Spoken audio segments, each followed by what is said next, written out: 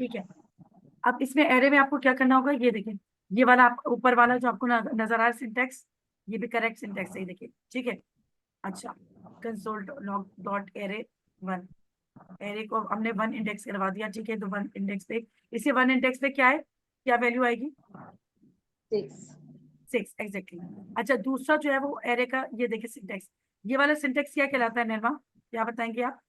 ये जो angular bracket में, इसको हम क्या कहते हैं? जो एंगुलर ब्रैकेट में होता है सिंटेक्स जो लिख रहे होते हैं, इसे हम क्या कहते हैं? Generic. Generic, very good. Generic.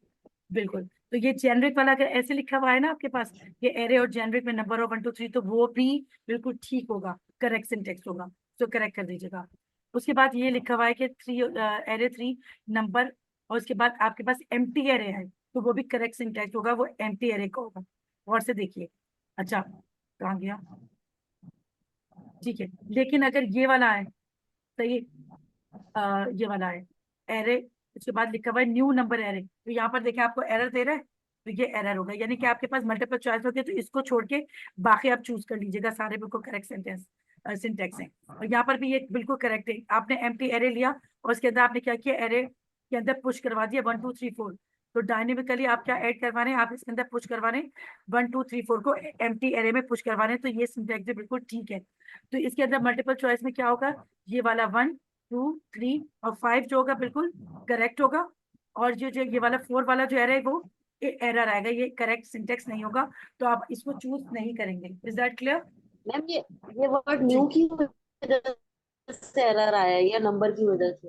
ये इसकी वजह से, ये सिंटेक्स से गलत है ना, सिंटेक्स यहाँ पर ये आएगा ही नहीं ऐसे, गलत सिंटेक्स लिखा हुआ है। ओके, यानी कि ठीक है, एरर के साथ कोई वर्ड बाहर नहीं लगेगा। जी एग्जैक्टली, नहीं आना चाहिए। मिस सही है। यहाँ पे क्वेश्चन मिस यहाँ पे जी क्वेश्चन पूछना चाह रही थी मैं, इसी से जी। रिलेटेड। जो एरे 4 डिक्लेयर हुआ हुआ है, हम्म। अगर न्यू के बाद एरे 4 हो, then it will be correct. New के बाद क्या हो? नंबर या, की जगह मिस एरे 4, हाँ, वो तो पे हो सकता है यानी ना। अभी तो मैं मतलब इसकी बात कर रही हूँ जो उसका आ एक रहा है। इंस्टेंस बन जाएगा। जी, सही कह रही हैं आप। अच्छा, इसको सही करने के लिए तो बहुत सही चीजें हो सकती हैं। ठीक है, लेकिन मैं यहाँ पर आपको एमसीक्यू के क्वेश्चन जो आया है वो बता दूँ, ठीक है। बाकी तो बहुत सारे एक्सपेरिमेंट होते हैं जो हम अपनी क्लास में करते रहते हैं। ठीक है। अच्छा, आगे हम बस कहाँ थे? जिसमें जिसमें कंफ्यूजन हो रही थी, मैं वो क्लियर करना चाह रही थी। चलें, थैंक अगर यू सो आप कह रही हैं तो मैं लिख दूंगी। इसको तो आप करेक्शन कर सकते हैं किसी भी तरह से, मच। लेकिन आप यहाँ की जो जी जी बात करें कि सर जिया की रेपो से बिल्कुल एग्जैक्ट यही क्वेश्चन आया था और आ रहा है, वो बता दें। ठीक। अच्छा, वहां पे जी, हम ऑप्शन थैंक यू। थोड़ी करेक्ट करेंगे। यहाँ तक थे ना, अब यहाँ पर देखते हैं। What is the difference between void and undefined? Void is a type while undefined is a हम ये value. बता दिया आपने। Void is a value while undefined is a type. Void is and undefined are interchangeable. Void is a subtype and undefined, पता नहीं क्या कौन सा आएगा, इस क्या ए होगा? होगा। Void is a type while undefined ए is a value. जी, द कौन कौन कह वैल्यू, रहे हैं ए यस। होगा? जी। इंटरचेंजेबल। ये होगा अरे, मिस। अभी इतनी देर से समझा रही हूँ, कौन कह रहा है इंटरचेंजेबल? जरा नाम तो बताइए अपना। वो टीचर होती है ना, बच्चों को डांटती है, भाई गलत आंसर दिए। नहीं, अभी इतनी देर से क्या बताई थी मैं, वॉइड और अनडिफाइंड का पूरा फंक्शन पढ़ा दिया मैंने भाई। जी, तो कौन सा आंसर होगा? ए ही होगा। ठीक है, void is a type while undefined is a value. ठीक है। अच्छा, कैन अ फंक्शन विद अ और वॉइड हमेशा रिटर्न टाइप टाइप, की जगह पे लिखा जाता है ना। रिटर्न, एक minute, can a function with a void return type can return a value? जिसकी वॉइड होगी क्या रिटर्न करता है? Value? No. No ma'am, no miss.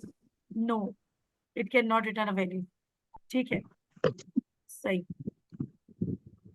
Value return नहीं करता, बट ओनली अनडिफाइंड करता है। यहाँ पर सब पूरे देख लें जरा, but only undefined, it can not return a value but only undefined. Undefined हो इसका तो साथ है, जहां पर वॉइड आ रहा होगा ना वहां पर अनडिफाइंड आएगा, वहां वहां पर आप आंखें बंद करके जो है उसको करेक्ट कर दीजिएगा चॉइस पे। अच्छा, आगे, what is the ma'am effect यानी ऑफ कि अगर assigning, check what is the box effect लगा ऑफ हुआ होगा तो असाइनिंग दोनों अ, ऑप्शन करेक्ट। जी क्या कह रही हैं? मैम अगर इस ऑप्शन में चेक बॉक्स लगा हुआ आएगा तो बी और सी दोनों करेक्ट होंगे ना। चेक्स वगैरह तो ये भी हो सकता है, रिटर्न वैल्यू नहीं करता और अनडिफाइंड होती है, ठीक है, सही। अच्छा, what is the effect of assigning a value to a variable with a void type? इसमें क्या है, the value is ignored the value is assigned but a warning is given, a type error is thrown, the value is converted to undefined. जी देखिए कितनी तरह से घुमा के दिया है जी। मैम क्या आंसर है? ऑप्शन दिखा ये ऑप्शन तीनों चारों नजर आ रहे हैं, इससे नीचे किया तो आंसर आ जाएगा जी। The value is ignored, the value is assigned, but warning is given, a type error is thrown, the value is converted to undefined. G D. G कौन कह रहा है D? Values converted is D G. होगा, G values converted to undefined. मगर यहाँ तो कुछ और आ रहा है, यार तुक्का मार। यानी कि तो इन type error error is thrown आ रहा है। What is the effect of assigning a value to a variable with a void type? यहाँ क्यों आ तो रहा इसका है आंसर type क्या error? होगा फिर? मिस क्यों, मिस थोड़ा सा एक्सप्लेन मैम कर किसी दें। वेरिएबल को वॉइड देकर टाइप चेक कर लें कि उसका उसका क्या आंसर आता है। क्या कर लें? अनडिफाइंड आता है उसका। जी किसी अनडिफाइन आता है वेरिएबल को वो। अभी मैंने उसको चेक किया था चैट जीपीटी में, तो उसको अनडिफाइन कर रहा था। अच्छा अब टाइप ऑफ इसको वॉइड भी डाल के चेक कर सकते हैं, पता लग टाइप जाएगा। ऑफ वॉइड भी। अच्छा यहाँ क्या रहा है, what does the void keyword, इसको आप इसको चेक कीजिएगा, इसको अभी अभी चैट जीपीटी में चेक भी करते हैं, जरा आगे के कर लें। What does the void keyword indicate when used as a function return type? मतलब कितने सारे वॉइड है भाई। The function return a boolean value, the function return no value undefined. साफ पता चल रहा है, यही आएगा ना? अनडिफाइंड। हाँ बी वाला, बी। ठीक है। बहुत सारे वॉइड हो गए भाई, आगे चलते आंखें बंद करके वाइड और उस पर करना है। हैं। अब ऐसा भी नहीं कीजिएगा कि आंखें बंद कर दें, अच्छा आगे खोल के कीजिएगा, तो एग्जाम्पल की। एनीवेज अच्छा अब आगे चलते हैं हम लोग। एरे हो गया, एरे बहुत ज्यादा हो गया, अब आगे चलते हैं, ठीक है। टाइप और इंटरफेसेस आते हैं आप लोगों को, या मैं आगे चलूं यस उसके मैम। लिए? थोड़ा सा आते स्क्रैच तो कर दें। प्लीज अगर देखिए आगे सब चलने के सब एलियस आते हैं तो का आगे चलिए। इनमें से मुझे बताइए, इसके अंदर बताइए, तो कल भी इनमें पढ़ा से था मिस। जो जो पढ़ चुके हैं वो नहीं पढ़िए, जो नहीं पढ़ा है वो बताइए, उसमें से वो डिस्कस कर लेंगे। Ma'am type interfaces alias intersection ये कल पढ़ लिया है। जी अच्छा तो मैम। फिर मैम आप रिवाइज कर दें थोड़ा सा मैम ये प्लीज। थोड़ा सा नहीं होगा, ये बहुत ज्यादा हो जाएगा। आप क्वेश्चन करवा लो चैट जीपीटी से, अगर सही जवाब आ रहे तो आप आगे चलना पता चल जाएगा सबने सही सही समझा हुआ है या नहीं।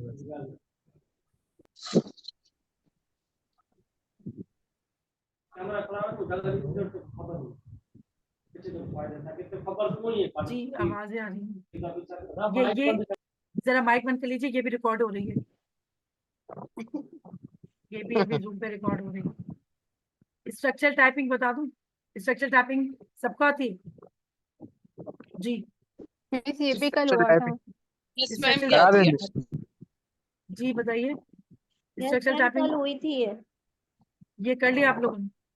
अच्छा तो फिर वो वाले जी, कल टॉपिक हो बताए गई ना है। जो नहीं आता, वो डिस्कस कर लेंगे, जिसमें मुश्किल है एनएमपी वो हो वाला। गया मैं। इसे स्ट्रक्चर promises वाले कर दें। इंटरफेस बनता है, मुझे स्ट्रक्चर कुछ समझ टाइपिंग नहीं में आ रहा, इंटरफेस बनता है। मुझे कुछ मैम नहीं समझ आ मैम रहा। स्ट्रक्चर एसिंग टाइपिंग बता दें। इंटरफेस बनाते हैं हम लोग। ये बहुत बड़ा टॉपिक है, बहुत बड़ा है। मिस मैम मेरा टफल पे आ क्वेश्चन जाए। ये है कि स्ट्रक्चर टाइपिंग में हम लोग हमेशा इंटरफेस बनाते हैं। ये मैं आपको दिखा रही हूँ। जी इंटरफेस मैम बनाते हैं, टाइप ये बता दें जरा सा। एक मिनट चले बता देती हूँ शुरू से। अच्छा पहले बताइए, ये सब पहले ये मुझे बताइए। अच्छा कौन मुझे बताएगा जो कह रहा था कि उनको आती है? इस स्ट्रक्चर टाइपिंग होती क्या है, ये आप लोगों ने सुना होगा ना, ठीक है। कंपैटिबल होता है, it means the types are compatible based on their structure, ठीक है।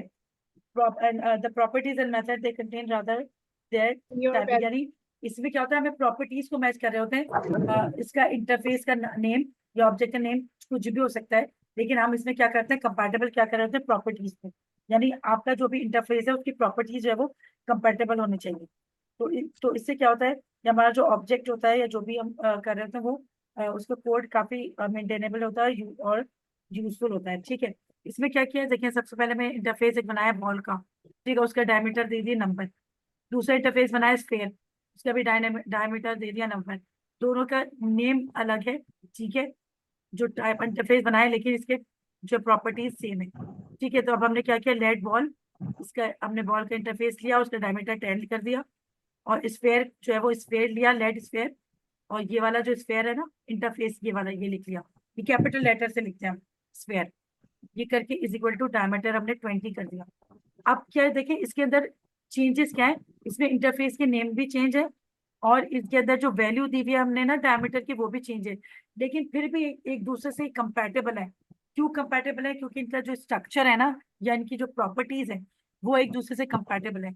इसका मतलब ये होगा डायमीटर इसके पास भी है बॉल के पास और डायमीटर इसके पास भी है। अगर अब मैं करूंगी कि स्फीयर को करूंगी इज इक्वल टू बॉल तो कोई एरर नहीं देगा, क्योंकि क्या होगा structural typing as both as same property that is radius, ठीक है। और यहाँ पर क्या होगा, अगर बॉल को मैं स्फीयर के बराबर में करूंगी तो बोथ एज सेम स्ट्रक्चर, यानी दोनों का जो है सेम स्ट्रक्चर है, यानी दोनों के पास एक ही प्रॉपर्टी मौजूद है, इवन ये इनका जो है वो नेम अलग है और इनके अंदर वैल्यू अलग है। तो स्ट्रक्चर टाइपिंग क्या करती है, कंपैटिबल होती है, क्या उनकी प्रॉपर्टी सेम होनी चाहिए, चाहे उनका स्ट्रक्चर जो है मतलब उनका नेम या उनके इंटरफेस का नेम जो है वो कुछ भी हो सकता है। ये बात समझ आई आपको यहाँ पर?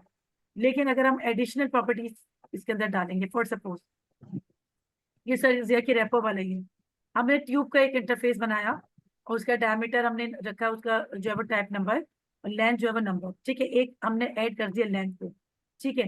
तो हमने क्या किया, लेट ट्यूब, ये वाला ट्यूब का इंटरफेस इसको यहाँ दिया कैपिटल लेटर में, और क्या किया डायमीटर हमने रख दिया 15, लेंथ 20 दे दी।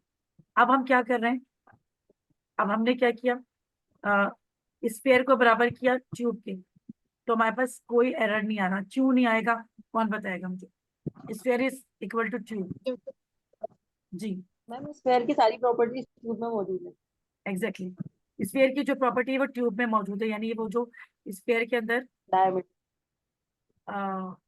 सॉरी एक मिनट, स्फीयर के अंदर डायमीटर है वो ट्यूब के अंदर भी मौजूद है, ठीक है। इसी तरह से बॉल भी, इसके सुपर सेट है ट्यूब का ठीक है, बॉल भी ट्यूब के बराबर है, क्योंकि बॉल के अंदर जो डायमीटर की प्रॉपर्टी है वो ट्यूब के बराबर ट्यूब के अंदर मौजूद है। लेकिन अगर जो है वो ट्यूब जो है वो उसको मैं करूंगी बॉल स्फीयर के बराबर, तो वो क्या करेगा, एरर देगा। क्यों? क्योंकि property diameter is missing in sphere which is present the tube. Tube के अंदर प्रॉपर्टी क्या मौजूद है, एडिशनल लेंथ की मौजूद है, एग्जैक्टली लेंथ की मौजूद है। ये देखें एरर दे रहा है, एरर दे रहा है हमें। तो लेंथ की जो प्रॉपर्टी है वो स्फीयर में मौजूद नहीं है, इसी तरह से लेंथ की जो प्रॉपर्टी है वो बॉल में मौजूद नहीं है। तो ये जो दोनों स्ट्रक्चरली ये टैपिंग इनकी नहीं हो सकती, ठीक है, क्योंकि इन दोनों की प्रॉपर्टी ट्यूब के अंदर एक्स्ट्रा प्रॉपर्टी मौजूद है और बॉल के अंदर जो वो प्रॉपर्टी वो वाली मौजूद नहीं है, लेंथ वाली। तो इन दोनों की स्ट्रक्चरल टाइपिंग नहीं हो सकती, यानी कंपैटिबल नहीं है एक दूसरे के। तो ये वाली बात आपको समझा रही है कि कंपैटिबल ये दोनों एक दूसरे के नहीं है। अच्छा, अब ये सर्जिया की रेपो से हम देखते हैं, यहाँ सर्जिया की रेपो से हम देखते हैं, यहाँ पर सर्जिया की रेपो ही मैंने लिखी हुई है, केस वाइज सर ने बताया था वहाँ पर एग्जाम्पल। यहाँ देखिए let my type is equal to name लिख दिया, ID2 लिख दी, इसको माई टाइप को हमने डिसाइन किया ID3 और नेम दोबारा से लिख दिया, ठीक है। अच्छा, अब यहाँ पर मैं लिखूंगी, इसको मैं इंक्रीमेंट करती हूँ। अच्छा, फिर मैंने लिखा माई टाइप को, माई टाइप करके रीअसाइन किया, ID लिखी, नेम अंडरस्कोर पर्सन लिखा और ये निम्रा कर दिया, तो ये इसको एरर दे रहा है। वो एरर क्यों दे रहा है, वो कह रहा है this property does not exist. ये देखिए यहाँ पर प्रॉपर्टी सेम थी ना, नेम यहाँ पर भी नेम थी, ID बराबर थी ID थी, लेकिन यहाँ पर क्या हो गया, चेंज हो गया, नेम अंडरस्कोर पर्सन हुआ। तो जब प्रॉपर्टी हमारी चेंज हो जाएगी तो स्ट्रक्चरल टाइपिंग जो है वो नहीं हो सकती, ये जो है इसको एरर देगा। स्ट्रक्चरल टाइपिंग हमारे पास जब भी हो सकती है जब प्रॉपर्टीज हमारे पास सेम। जी कुछ पूछ रही थी आप? लेकिन ये तो इंटरफेस नहीं है, इसके अंदर कैसे चेक कर रहे हैं? ये तो टाइप है, टाइप में भी चेक कर सकते हैं। एग्जैक्टली जी, टाइप में भी चेक कर सकते हैं ना, वेरिएबल में जो टाइप है टाइप के अंदर भी बना सकते हैं, मैंने टाइप बनाई है ना इसको, इसमें भी चेक कर सकते हैं। ये सारा कुछ जो है सर जिया के रेपो से ही इसको कॉपी किया हुआ है, ठीक है। चलो एक मिनट, टाइप ये वाला सब आता है, टाइप इंटरफेस, और ये एक मिनट में इसको भी निकालती हूँ, इसको बता ही देती हूँ जो कुछ होता मुझे। कॉल बैक फंक्शन आता है आप लोगों को? मैम आप Call- आप ही की वीडियो देखिए, कॉल बैक प्लीज एक फंक्शन, फंक्शन के अंदर या कोई फंक्शन कॉल और मैम कॉल आते हैं, कॉल बैक फंक्शन चले, मैं यहाँ पर आप लोग मैम आते हैं। जी आते हैं Samples जो करवा दें। जिसको जिसको आते हैं वो बताएं मुझे, कॉल बैक फंक्शन क्या होता है सर बताइए। ये आपके पास कोड है। जैसे एक फंक्शन के अंदर एक फंक्शन कॉल होता है उसे कॉल बैक कहते हैं। जी एग्जैक्टली। पैरामीटर में फंक्शन ही कॉल एज एन होता है। आर्ग्यूमेंट दूसरा फंक्शन हम कॉल कर रहे आर्ग्यूमेंट के हम किसी एक फंक्शन के आर्ग्यूमेंट में दूसरा फंक्शन को कॉल करवाएं तो कॉल बैक फंक्शन कहते हैं। फॉर सपोज मैंने यहाँ पर एक फंक्शन बनाया, नेम फंक्शन है, माय फंक्शन के नाम से, ठीक है। अच्छा, इसमें क्या किया मैंने, यहाँ पर एक कॉल बैक ही लिख दिया, यानी ये एक फंक्शन है। अच्छा, उसकी टाइप एनी कर दी, कोई भी एनी टाइप हो सकती है, ठीक है। उसके अंदर मैंने क्या किया, कंसोल करवा के मैंने लिखा I am the main function, मैंने ये लिख दिया। अच्छा, इसी कॉल बैक फंक्शन को इसी ब्लॉक के अंदर ही कॉल करवा लिया, ठीक है, इसी के अंदर ही कॉल करवा लिया, ठीक है। अब मैंने अच्छा मेन फंक्शन बनाया, दूसरा मैंने अब वो फंक्शन बनाया जिसको हमें कॉल करवाना होगा इसके आर्ग्यूमेंट के अंदर। तो दूसरा फंक्शन मैंने बना दिया कोडिंग के नाम से, ठीक है।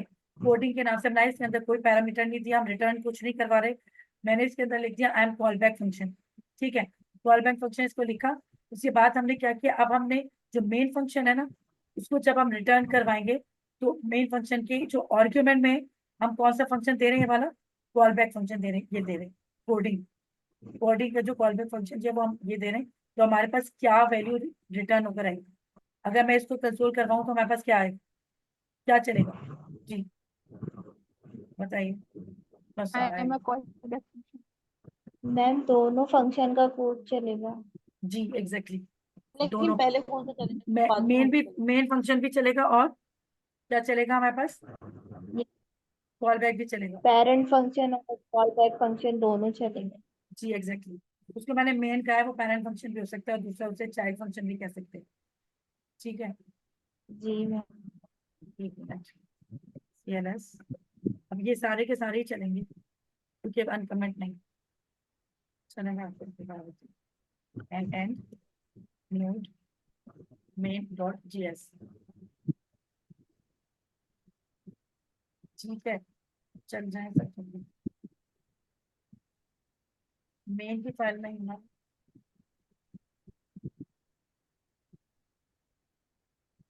क्या मसला है भाई। अच्छा, इसको आगे फंक्शन देख लेते हैं, पहले पे ही चल जाएगा, ठीक है। तो ये पेरेंट फंक्शन हो गया, ये दोनों ही चलेगा। पहले ही चलेगा कहाँ गया, मैं कहाँ चल गया, जी पहले ये वाला फंक्शन चलेगा, ठीक है। I am the main function पे कॉल बैक को हमने यहीं पे कॉल करवाया हुआ है, ठीक है। तो अब दूसरा जब हम इसके पैरामीटर में यानी मेन फंक्शन के पैरामीटर में हमने चाइल्ड फंक्शन को कॉल करवाया है, तो पहले तो ये वाला चलेगा आई एम मेन फंक्शन, उसके बाद चलेगा I am call back function, ठीक है। देखते हूँ चल भी रहा है जी, ये देखिए ये चल गया, I am the main function, I am a call back function, ठीक है। अच्छा नीचे आ जाते हैं, ये सारे फंक्शन मैंने खुद ही समझ के ना फिर खुद ही से बनाए थे। अच्छा, फंक्शन एक और ग्रीड का फंक्शन बनाया जिसके अंदर मैंने पैरामीटर दिए, स्ट्रिंग का पैरामीटर एक दिया और दूसरा मैंने कॉल बैक का दिया, call back function any type दे दी।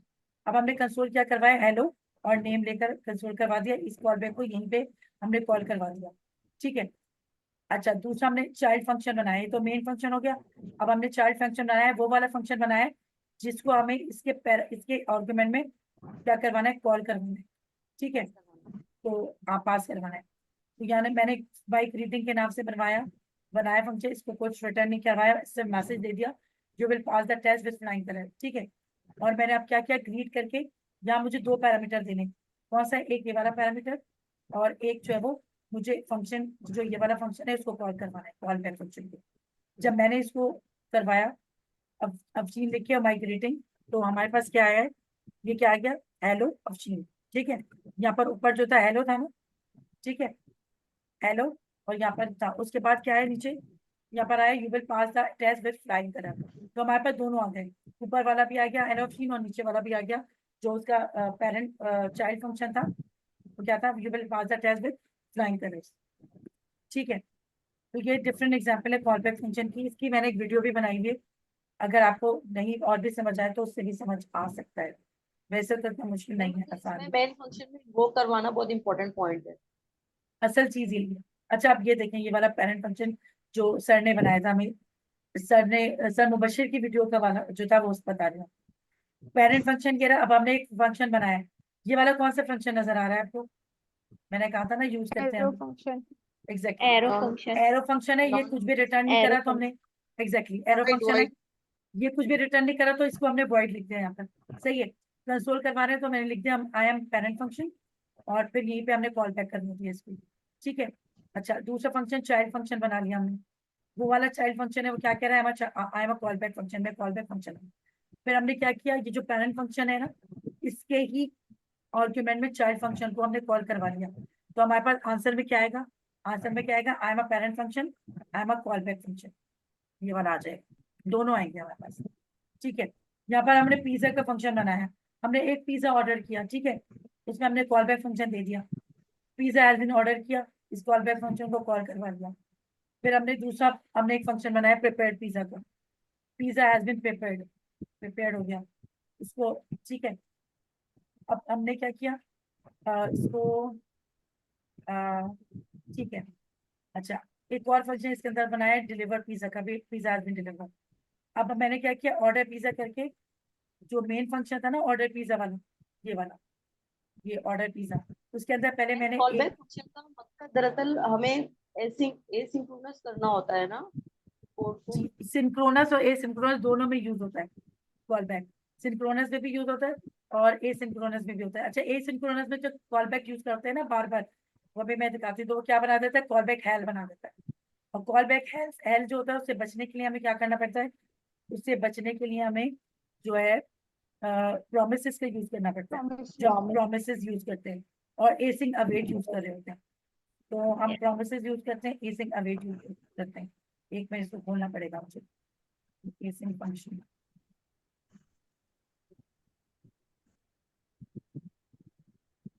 यानी कि मैम दोनों में यूज होता है ये कॉल बैक। जी, दोनों में यूज, सिंक्रोनस में भी और एसिंक्रोनस में भी। सिंक्रोनस क्या होता है, एसिंक्रोनस क्या होता है, आइडिया है, पढ़ा तो होगा सबने। जी, जी लाइन वाइज जब कोड यस एग्जीक्यूट मैम, मुझे पता है। जी जी बिल्कुल। और जब कोड जब लाइन बाय डिलेइंग होती एग्जीक्यूट होता है तो उसको सिंक्रोनस कहते हैं। और जब कोड जो है वो तो हमारा line by line ma'am code execute नहीं होता, इसे वो होता एसिंक्रोनस है, कहते हैं।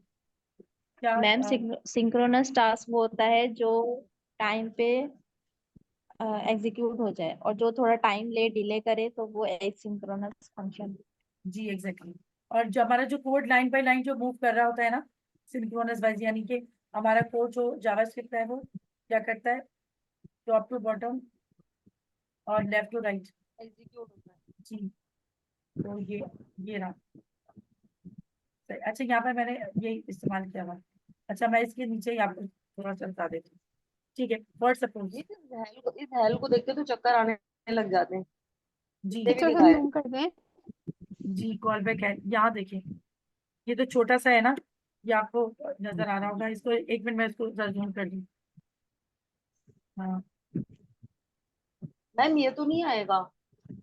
इसमें से आपके पास पता है क्या आता है, आपके पास आएगा, ये देखिए सर ने सब बताया समझाया था, ये देखिए ये सिंक्रोनस का, ये synchronous and we are call back. और ये यहाँ पर देखिए वॉशिंग का फंक्शन बनाया था, कॉल बैक हमने किया यहाँ पर वॉइड, देखिए कंसोल करके वॉशिंग स्टार्टेड कर दी। Set timeout, set timeout क्या करता है, डिले करता है हमारे फंक्शन को। सेट टाइम आउट लगाया, वॉशिंग डन कर दिया, ये वाला कॉल बैक यहाँ पर कॉल करवा लिया और यहाँ पर हमने 3 सेकंड का टाइम दे दिया, यानी 3 सेकंड के अंदर ये ना डिले होगा यहाँ पर। ठीक है, वॉशिंग स्टार्टेड होगी फिर वॉशिंग डन होगी 3 सेकंड। मैम बस इसका उसके बाद सिंटैक्स बता दें आप। मैं सिंटैक्स इसमें में वही बहुत बता रही कंफ्यूजन। हूँ, मैं बतानी चाह रही थी। अच्छा, मैं आपको सिर्फ ये बतानी चाहिए थी, इसमें फर्क क्या है, जो आएगा ना वो किस तरह से आ सकता है, आपको आपको ये बताएगा कि जो आपकी एरर हैंडलिंग है ना वो कौन करता है। तो एरर हैंडलिंग किससे होती है, डॉट कैच से ma'am. Dot dot then dot catch use करते हैं। इसके अलावा क्या होता है, ट्राई कैच, ट्राई कैच भी होता है, ट्राई प्रॉमिस, कैच। ये याद रखिए बस। ठीक है।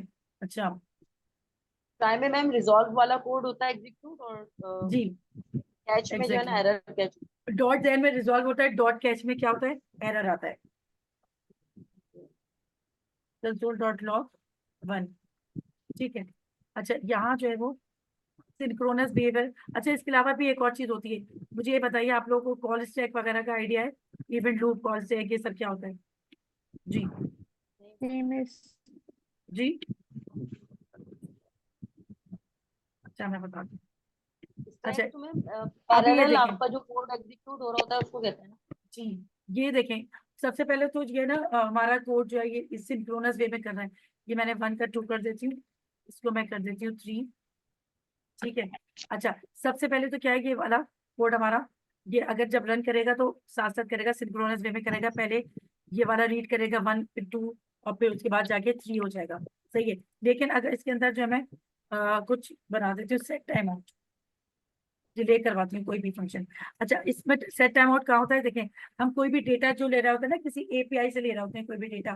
फॉर सपोज कुछ ऐसी वेबसाइट होती हैं जो कि डेटा ले रही होती हैं, वेदर रिपोर्ट ले रही हैं, या फिर हमारा जो रोजाना का जो गोल्ड के रेट्स आ रहे होते हैं, वो कुछ जो होती है वो वेबसाइट दूसरी एपीआई से लेती हैं, थर्ड पार्टी एपीआई से लेती हैं। तो क्या होता है, जब डेटा थर्ड पार्टी एपीआई से आ रहा होता है ना, तो उसमें कुछ थोड़ा सा डिले हो जाता है, 2 सेकंड का, 3 सेकंड का, या अगर एपीआई में फेलियर आ गया तो 10 सेकंड का भी डेटा डिले हो जाता है। तो क्या अगर ऐसा है कि हमारा जो ये इस डिले डेटा की वजह से क्या हमारा आगे का कोड रुक जाता है, क्या हमारा आगे का कोड रुक जाएगा? नहीं रुकेगा। आगे का कोड मैम एग्जीक्यूट हो जाता है, इसको हम विद टाइमिंग होल्ड कर लेते हैं, आगे का बाद में कोड हमारा चलता नहीं है। रुकता। ठीक है, आगे का कोड हमारा चलता ही रहता है, वो नहीं रुकता। सिर्फ ये वाला जो डिले कोड है वो अपना टाइम पूरा करके फिर जो है वो आपके पास रन हो जाता है। अच्छा, इसमें मैंने क्या किया, सेट टाइम आउट बनाया। ये आपको छोटा नजर आ रहा होगा, इसको भी जूम करके दूंगी। ठीक है, 3000 मैंने दिया इसके अंदर। सॉरी, टाइम क्या दिया मैंने? 3 सेकंड। ठीक है, 3000 सेकंड का मतलब होता है 3 सेकंड। ठीक है, 3 सेकंड। अच्छा, इसके अंदर मैं क्या कुछ भी लॉक करवा देती हूँ, और सपोज इसके अंदर लॉक करवाती हूँ। ये नहीं आ रहा, मुझे लिखना पड़ेगा थोड़ा। कर दे मैम इसमें कंट्रोल। Not lock. ठीक है, हेलो कर देती हूँ। ठीक है। अच्छा, ये वाला कोड जो है वो एक लॉक क्या रहा है जी। अच्छा, इसके बाद एक और, अगर इसके बाद मैं फिर दोबारा से कंट्रोल करूंगी, कंट्रोल डॉट लॉग। ठीक है, और ये 4। ठीक है। अच्छा, अब मुझे ये बताइए, ये वाला जो कोड है इसको तो 3 सेकंड डिले है, तो क्या ये वाला कोड जो है वो ये इंतजार करेगा कि 3 सेकंड डिले हो जाए तो फिर हम रन करेंगे ये वाला कोड? ऐसा नहीं होगा, ऐसा नहीं होगा। जावास्क्रिप्ट में क्या होता है, अगर ये जो है वो कोड किसी एपीआई की वजह से डिले हो रहा है, ठीक है, एपीआई में चला जाता है। फॉर सपोज ये वाला जो कोड है ना, ये जाता है कॉल स्टैक में पहले, ये जाता है कॉल स्टैक में। ये आपने वीडियो देखी होगी, सर की पूरी उन्होंने समझाया था। ठीक है, कॉल स्टैक में जाता है और कॉल स्टैक में चला जाता है। लेकिन ये वाला जो कोड है ये कॉल स्टैक में नहीं जाता। एक मिनट, कॉल आ रही है सर, मैं सुनने की। ये जाता है वेब एपीआईज में, कहाँ जाता है? वेब एपीआईज में। नोड एपीआई में जाएगा यहाँ पे।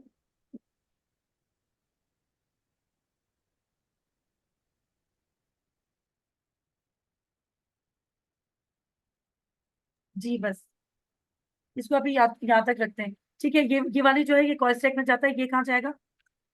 ये हमारा जाएगा वेब एपीआई या नोड एपीआई। नोड ठीक है, एपीआई। वेब या नोड एपीआई सर ने बताया था ना, नोड एपीआई। तो ठीक है, ये कॉल स्टैक में जाके तो एग्जीक्यूट हो जाएगा, ये चला जाएगा नोड एपीआई में। वहां से कहाँ जाएगा ये, सॉरी, वहां से कहाँ जाएगा ये? मैक्रो क्यू में। जी हाँ, जो वो जो इवेंट क्यू होती है ना, जिसके अंदर दो होती है, मैक्रो और माइक्रो जी क्यू होती है, तो इवेंट क्यू लिख रही हूँ मैं, इवेंट क्यू में चला जाएगा। ठीक है, इवेंट क्यू में वहां तक जब तक वेट करेगा जब तक कि ये आपका जो कॉल स्टैक ना एम्प्टी नहीं हो जाता। जब आपका कॉल स्टैक एम्प्टी हो जाएगा तो ये इवेंट क्यू से दोबारा से जाएगा। अच्छा, इस पूरे जो प्रोसेस है उसको कौन देख रहा होता है? Event loop. Event loop. कौन देखता है इसको? इवेंट लूप देख रहा होता है। ये भी आ सकता है आपके एमसीक्यू में। ठीक है, ये कॉल स्टैक में गया, ये वाला सिंक्रोनस वाला कॉल स्टैक में गया, ये सिंक्रोनस वाला जिसके अंदर डिले है वो वेब या नोड एपीआई में गया, वहां से वो इवेंट क्यू में गया। ठीक है, इस पूरे प्रोसेस को जो देख रहा होता है वो इवेंट लूप देख रहा होता है। ठीक है, इवेंट क्यू में जब तक वेट करेगा जब तक कि कॉल स्टैक पूरा एम्प्टी नहीं हो जाता। जब ये कॉल स्टैक पूरा एम्प्टी हो जाएगा उसके बाद ये जाके फिर अपना टाइम पूरा करके वो जो है वो करेगा, क्या करेगा? एग्जीक्यूट। एग्जीक्यूट करेगा। अब ये सारा कुछ एग्जीक्यूट होगा। और ऊपर कॉल से नीचे तक। स्टैक हमारे कोड को एग्जीक्यूट करता है। जी बिल्कुल। ये पता नहीं क्या फेलियर, एरर एरर आ रहा है, एक minute, I don't know what happened. चलिए, ये आप लोगों को पता है कि इसका आउटपुट क्या होगा। इसका आउटपुट क्या होगा? पहले वन वन करेगा, फिर 2 करेगा, फिर 3 करेगा, उसके बाद ये नहीं करेगा प्रिंट, फोर प्रिंट करेगा, उसके Then बाद hello. 3 सेकंड के बाद क्या करेगा, हेलो। ठीक है, जी 3 सेकंड के बाद करेगा, हेलो करेगा। अब आपका जो है वो इसमें क्वेश्चन जो आए हैं ना, वो कौन कौन से क्वेश्चन आए हैं आपके, वो ये आए हैं कि आपके कि आपका जो हैंडल है ना कौन करता है, आपका एरर, एरर को हैंडलिंग कौन करता है। ठीक है, यहाँ पर देखें, यहाँ पर डॉट देन है और यहाँ पर डॉट कैच भी है। तो जब आपका रिजॉल्व हो रहा होता है ना प्रॉमिस, आपका जो प्रॉमिस यहाँ पर आपका जो प्रॉमिस रिजॉल्व हो रहा होता है, लेकिन प्रॉमिस को, प्रॉमिस का स्ट्रक्चर देख रहे हैं ऐसे बनाते हैं हम, रिटर्न के न्यू प्रॉमिस करते हैं, या तो रिजॉल्व होगा या रिजेक्ट होगा। अच्छा, ये रिजॉल्व और रिजेक्ट जो है ना, ये भी कॉल बैक फंक्शन होते हैं जो पहले से जावास्क्रिप्ट के अंदर मौजूद होते हैं। ठीक है, तो रिजॉल्व होगा या रिजेक्ट होगा, रिजॉल्व होगा तो डॉट देन चलेगा, रिजेक्ट होगा तो डॉट कैच होगा। ये आ सकता है आप लोग के एमसीक्यूज में। ठीक है, इसके अलावा प्रॉमिस के अंदर इसके अलावा क्या होता है, ट्राई, ट्राई का जो होता है ट्राई डॉट कैच भी आपका चल रहा होता है। ये रहा एसिंग फंक्शन में, देखें ये ट्राई चल रहा है, ट्राई कैच, ट्राई और कैच, कैच क्या कर रहा है, एरर, एरर आपका जो है वो करेगा। अच्छा, ट्राई कैच जो है ना आपका एरर हैंडलिंग क्या करता है, किसमें करता है, एसिंग अवेट, एसिंग अवेट का आपका एरर हैंडलिंग जो है वो ट्राई कैच कर रहा होता है। अच्छा, फाइनली में क्या होता है, फाइनली में वो कोड रन कर रहा होता है, इसका किसी से ताल्लुक नहीं होता, चाहे आपका प्रॉमिस रिजॉल्व हो चाहे आपका प्रॉमिस रिजेक्ट हो, फाइनली फाइनली जो है वो रन करता ही करता है। ठीक है, ये से मैं ओवरव्यू दे रही हूँ, बहुत डिटेल है ये, डिटेल में नहीं बता रही, ये आप इसकी आप देख लीजिएगा क्या वीडियो, तो आप लोगों को समझ आ जाएगा। सिर्फ जो आप लोग के एमसीक्यूज आ रहे हैं ना उसका ही बता रही हूँ मैं, कि जो एमसीक्यूज आ रहे हैं। और अच्छा, ये इतना मुश्किल नहीं है, ये पूरा कोड मैंने खुद किया है, सिर्फ वीडियो देखकर सारा का सारा कोड जो है ना मैंने खुद से किया है, तो इतना मुश्किल नहीं है। जब आप लोग करेंगे ना तो बहुत आसान हो जाएगा आपके लिए, कि आपके पास washing done, washing started, washing done पे सोकिंग स्टार्टेड, सोकिंग डन, सबके टाइम लिखे हुए, 3 सेकेंड्स है यहाँ पर, 2 सेकेंड्स है, ड्राइंग है, ड्राइंग स्टार्टेड, ड्राइंग डन, इसमें 1 सेकेंड है। ठीक है, और इन सबको कौन हैंडल कर रहा है, डॉट देन कर रहा है और डॉट कैच। अगर मैं, अच्छा यहाँ पर तो सब रिजॉल्व हो रहा है ना, तो डॉट देन सबको बारी बारी कर रहा है। अगर यहाँ पर कोई एक भी रिजेक्ट हो जाए तो क्या होता फिर, उसको हैंडल कौन करता, स्केच चलता, कैच। Dot catch. ठीक है, कैच करता, सही है, तो उसको हैंडल कैच करता है, ये याद रखिए, ये सब आता है। और एसिंग अवेट के अंदर जो है वो, ये वाला क्वेश्चन आया था कि एसिंग अवेट के अंदर कौन जो है वो एरर हैंडलिंग करता है, तो वहां पर आप क्या लिखेंगे, try catch block, try catch block जो है वो एरर की हैंडलिंग करता है एसिंग अवेट में। ठीक है, यहाँ तक। अच्छा, इनम्स आते हैं आप लोगों को, इनम्स क्या होते हैं जी, इनम्स मिस ये भी कल डिटेल में पढ़े थे। पढ़ लिया आप लोगों ने, अच्छा, ठीक है। मिस कल पढ़ा था, अच्छा आपने जी डिटेल। इनम्स आते हैं। चले ठीक है, और कोई टॉपिक